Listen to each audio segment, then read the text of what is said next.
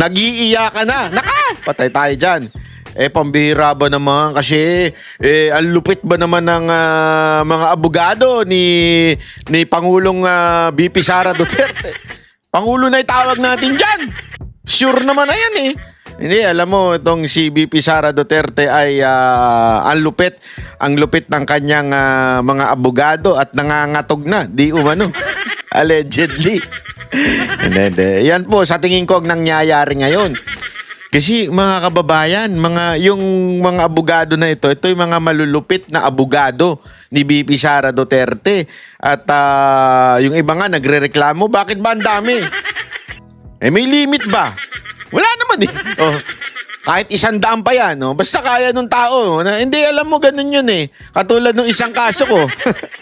Anak ng tutyang kalabaw yan, Isang kaso ko, 6 ang abogado pag umatin. At saka matinding yun, Tapos yung abogado ko lang, isa lang. Small but terrible. Yeah? Ganun talaga buhay, di ba? As long as matalino ka naman, di ba? I mean, kung ikaw talagang nasa katotohanan at tama naman ang iyong ipinaglalaban, kahit isa lang yan, panalo ka dyan, di ba? Kasi nga, nasa tama ka eh. Kaya nga ako, lakas ng loob ko, isa lang eh. Dahil, hindi lang dahil sa hindi ko kaya magbayad. Alam mo naman, simpleng mamamayan lang tayo. Pero, gayong mama, kasi alam kong nasa tama ako eh. Alam ko namang walang laban yung kalaban. Talagang, nangi-istorbo lang. Di ba? Pero dito, kung kayo sa tingin ninyo, kayong mga kongresista, itong mga prosecution, ano yan? Prostitusyon. Sandali! Kasi parang pareho lang ang ugali eh. Kaya tuloy ang tawag ko prostitusyon eh. Pero hindi. Prosecution. Itong mga prosecution, itong kampo ng kamara, ay kung talagang kayo nasa tama at talagang naniniwala kayo, hindi nyo kailangan mga tog. Kasi namin nagre-question mga dilawan, mga pinklawan tsaka mga MPA ngayon. Grabe gagalit sila. Talaga nate-trending. Kita mo na, guilty yan. Kaya 16 ng kaya ganyang kadami ang abogado niyan. Tanga. Hindi porket madami, guilty na kagad. Unang-una, sa pananaw at paningin ninyo, hindi pa nagsisimula ang impeachment, guilty na. Kaya hindi kayo dapat pinibigyan pansin at pinakikinggan. Dahil kayo naman talaga galit na galit dyan dahil kayong mga NPA, mga pinklawan, nawawala ng pinagkakakitaan pag nandyan ang mga Duterte. Yun naman talaga ang katotohanan dyan di ba? Galit na galit si BP Sara sa mga NPA. Kaya tuloy ayaw. Itong mga pinklawan naman na ito, alam naman po natin mga hipokrito to mga animal na to. At talaga nga naman sila po ay, paano lang yan na ika nga nasa wave. Hindi, ito bibigyan ko kayo ng pagkakataon ito. Isipin nyo na lang ito mga hinayupak na mga pinklawan, mga dilawan na to, galit na galit to kay Marcos Hindi nila malunok si Marcos noon. Di ba? Binagsagan nga nilang pagka tinatawag nila si Ferdinand Marcos Sr. The late dictator Marcos. Yan ang kanilang pinakalat sa mga media. Yung mga dilawang pinklawan na media, yung mga prostitute, di ba? Ganyan ang tawag nila, the late dictator Marcos. Tapos ngayon, hindi mo akalain, bumaligtad ang lahat ng bagay. Pinupuri na si Marcos. Siya kayo nakakita ng ganyan. Yung mga media, di ba? Kulang na lang, halikan nyo puwet ni Marcos Sobrang meron pa nga isang media dyan Nakita pa talagang nung sinabing, a very nice airport, pumapulakpok ng ganyan, parang tanga. Talagang ganun siya Pero dati, mga yan, late dictator Marcos. Ganyan ang nila. Galit na galit sila kay Marcos, pero ngayon lahat sila sip-sip kay Marcos. Gago! Hindi, alam mo kasi ngayon, ito mga kababayan, sabi nga, in the last days, alam naman po natin yan, di ba? Yung lalo na yung mga nanampalataya dyan. Alam natin in the last days, people will be lovers of themselves. That's the truth. And yan po ay nagre-reflect sa politika. Lovers of themselves, meaning lovers of fame, lovers of money, di ba? Kung nasa ng pera na andun sila. Ang dami dyan napaka-hipokritong mga dilawan ng mga pinklawan na dati galit na galit. Pinupuna. Meron nga dyan yung isang so-called analyst na English lang, mali-mali pa. Dati galit na galit siya sa mga Marcos, pero ngayon halos puri-puri, sambahin. Di ba? O ano, talagang gusto bang gawing vice president si Torre? O. Alam nyo kung bakit? Kasi nga nasisira negosyo nila sa mga Duterte. Yan ang totoo. Kaya yung mga, alam mo naman, itong mga pinklawan, itong mga dilawan, ito yung mga oligarke. Oligarke po yung mga yan. Sila po talaga ay nakikinabang. Dahil alam naman po natin na nung panahon ni Duterte, nabawasan sila ng negosyo, nawalan yung iba. Kaya galit na galit sila. Pero yung palabas silang para sila sa bayan, that's bullshit. Bullshit po yan. Hindi totoo yan. Huwag kayo naniniwala sa mga hindot na yan. Yan po ay talagang kanilang paandar lang. Kasi kung talagang meron silang paninindigan, di ba? Di sana mayat maya ang pinupunan nila ang kamera. Sana mayat maya. Kasi alam naman po natin mga kababayan na antindi ng katiwalian dun sa nakaraang budget. Pero halos hindi silang umiimik dyan. At ang puntirya at laman lang ng kanilang mga news at video, kung paano pabagsakin ng mga Duterte. Lalong-lalo na si VP Sara Duterte, talagang tulong-tulong sila. Lahat ng side, from the media, from the NPA, from the hilaw na mga komunista, talagang tulong-tulong sila na to make sure si VP Sara Duterte hindi maging presidente ng 2028. Yan po ang kanilang misyon, di ba? Yung Oplan, ano ba yun? Horus ba yun? Hocus Pocus. Di ba?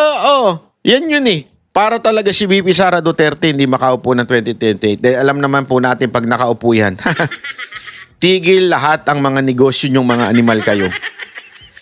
Yan ang mangyayari dyan. Kaya, eto, tulong-tulong sila. Panoorin natin itong balita na to. Malupit po ito. Kaya nga ako, sa tingin ko, nag-iiyakan na ho itong mga, alam mo na, itong mga prostitusyon. Lagi ko namamali eh. Sa bagay, pareho lang naman ng kanilang ginagawa. Yung mga prostitute, babayaran mo, tapos palaligayahin ka. Di ba? Sabihin niya, they will follow you kung ano man yung iutos mo, di ba? Kasi nga, ganun eh, bayaran eh, ika nga eh. Ito naman, prosecution, parang ganun din naman yan eh. Sunod-sunuran lang naman din yan, ika nga sa sabi ni Tiangco at ng ilang mga congressman, nung pumirma yung mga animal na yan, may kapalit na 150 million. Alleged 150 million na proyekto. Para sila ay manalo. Anong tawag doon? That's also a form of prostitution. Kapalit nga lang, proyekto. Ang kapalit, higop-puwet ng kanilang pinuno. Ibig sabihin, susundin ang lahat ng iuutot ng kanilang speaker. Yan ang nangyayari ngayon, di ba? Kitang-kita nyo naman, talagang isang kumpas ni speaker. Talagang sunod-sunuran sila. Anong tawag mo doon? Pagbebenta rin lang yan. Hindi, kung yung mga prostitute pagbebenta ng laman, sila po pagbebenta ng prinsipyo. Yon! Gago! Mali. Kaya ituloy natin itong balita na to. Show of force. Ilang mga bigating abogado ang dedepensa para kay VP Sara sa kanyang impeachment trial at hindi sila bago sa mga high-profile na kaso. Naku po. 30 years ago sa Kuratong Baleleng case, Kuratong Baleleng. nila ang isang pulis na ngayon makakalaban naman nila sa prosekusyon. Ang iba namang personalidad sa kaso magiging senator judge sa susunod na kongreso. Ang detalye sa agenda report ni Hannah T. Magkahalong bagets at veterano ang 16-man defense panel ni Vice President Sara Duterte para sa impeachment trial niya. Sa unang tingin, parang bagong lineup, pero may Sa mga hindi ho nakakaalam ng salitang bagets. Kasi itong bilyonaryo may pagkano ito yung kanilang mga lengguwahe ginagamit Ibig sabihin po ng bagets yung mga Gen Z, hindi nyo alam siguro yan. Ibig sabihin mga bata-bata yan. Kasi yan yung pelikulang bagets Alam nyo yan. familiar faces din. Nandyan si Philip Siegfried Fortun, veteranong litigator na kilala sa malalaking kaso. Naka. Kasama rin ang kanyang longtime partner na si Gregorio Narvasa II, Naku anak po. ni dating Chief Justice Andres Narvasa Naka. na naging lead defense counsel noong Naka. impeachment ni Erap Estrada. Yari kayo. Hindi lang sila, kabilang din ang ilang bigatin sa litigation, Naka. gaya ni Sheila Sison na Naka. matagal nang lumalaban sa Sandigang Bayan at criminal cases. Naku po, patay Pero kayo dyan. bukod sa mga veterano, lumilinya na rin ang new generation sa legal Naku, arena. eto na. Marami sa kanila bago sa bar, galing sa top universities, Naku. at may mga natatanging background sa debate, Paano kaya litigation yun? at human rights work. Kasama rito sina Maria Celina Golda Fortun, Carlo Joaquin Narvasa, Naku, Miguel anak din niya. Fernandez na Naku. dati ring band member ng Lola Oh, band member, ha? Galing, ha? Para pala si Jimmy Bondok to, eh. Palakpakan natin. Amor at Justin Gulaw na multiple-time debate champion. Nako. Siyempre, nandyan Galing. din ang malalapit kay VP Sara, Oh. kagaya ni Michael Poa na Nako. dating chief of staff niya sa DepEd, at si Reynold Monsayak, Nako, eto, magaling OVP to. spokesperson. Pagka ganyang mga, upaw, magaling yan. Alam mo yung mga katulad nating mga... Hindi panlalait yun, proud tayo. Pag mga ganyan katulad nating upaw, magagaling yan. Hindi kasi alam mo mga kababayan, ang mga upaw, katulad natin, ayan upaw, di ba? Katulad nating mga upaw, kaya nababawasan ng buhok niya kasi yung utak gumagana palagi. Di ba? Pag gumagana yung utak, syempre na i-stress yung mga nerves sa buhok mo. Kaya tuloy natatanggal. Oh. Ayan, delicate yung mga mahabang buhok. Pag mahaba ang buhok, matanda ka na, mahaba pa rin buhok mo, hindi nababawasan. Ibig sabihin, hindi nagagamit yung utak doon. Ganon. Biro lang mga kababayan. Ha? Baka naman sabihin ng iba dyan, nasa pagiging upawang talino. Hindi. Biro ko lang kayo. Tuloy. At class valedictorian ng law school nila ni VP sa San Ay, Beda. grabe, Ang class labing-anim na valedictorian abogado pala yan. Nagsumite ng entry of appearance na ad coetelam kahapon sa Senate Nako. Secretary. May agam-agam dito si Senate Minority Leader May agam-agam pa itong... Ito, shh. Alis na dyan. Talagang, sinusulit niya yung sinusulit niya yung media ng Senado, no? I mean, paalis ka na eh. Tapos na yung nyo eh. Tapos na kayo eh. Naka-break na. Tapos babalik na sa 30. Bago na. Ikaw, sinusulit mo ba't na magbakasyon ka na rin? Hindi mo gayahin si Bato. Hindi. Alam mo, kasi nakapalo tayo doon kay Bato. Tuwan-tuwa ako kay Bato yung hindi kasi alam mo si Bato, simple lang pero rock di ba? O kaya nga Bato, simple lang pero rock. O di ba? Kasi nga si Bato, di ba? Simple lang pero pagka talino at logic, naku, di ba? Kaya nga ang tawag sa kanya, Batorni. Malupit to si Bato. O, pag bumili pa ng ng isda, ay. Pag nakikita ko video ni Bato, napapakain ako ng inihaw na isda. Ang hilig kasi mag-ihaw niyang isda niyan eh. Uy, congratulations. Senator Bato, ha? Tayo na lang nakakalam nun. Pero congratulations, ha? Dahil sa iyo, nai-inspire din ako. Sana umabot ng August. O sa mga hindi ho nakakaalam na sinasabi ko, ay kasi hindi ho kayo nakapalaw sa Facebook ko. O, kaya kung gusto ninyong malaman pa ang buhay-buhay ni Banat Bay, follow kayo sa Facebook ko tsaka sa TikTok.